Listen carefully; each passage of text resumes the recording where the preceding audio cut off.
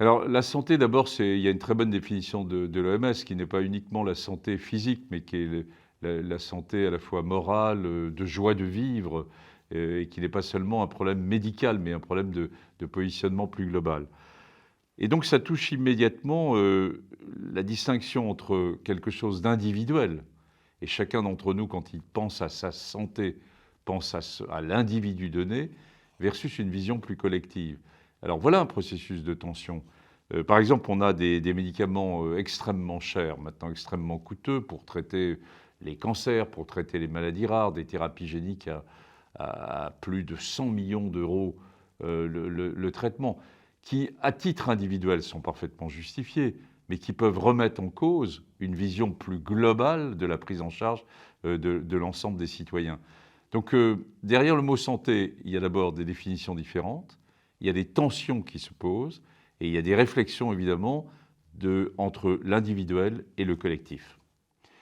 Oui, le Covid-19 a mis en tension, justement, ces aspects de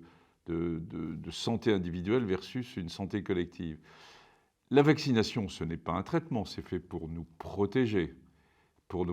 nous-mêmes, nous protéger vis-à-vis des autres et protéger les autres vis-à-vis de nous-mêmes. Donc, dans l'acte de se faire vacciner, il y a un acte à la fois très individuel, mais il y a un acte qui est très collectif également.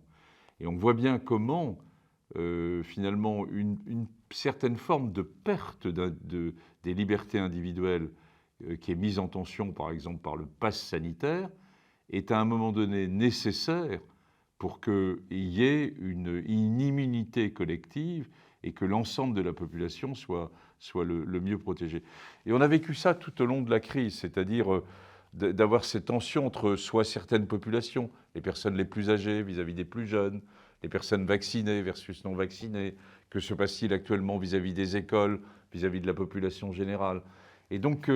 on a bien, dans ces crises extrêmes de grandes pandémies, qui sont des crises sanitaires au début, puis très vite sociétales, eh bien cette notion de balance, et qui est fait que c'est là où la bioéthique se situe, entre la notion de l'individu et la notion de responsabilité collective.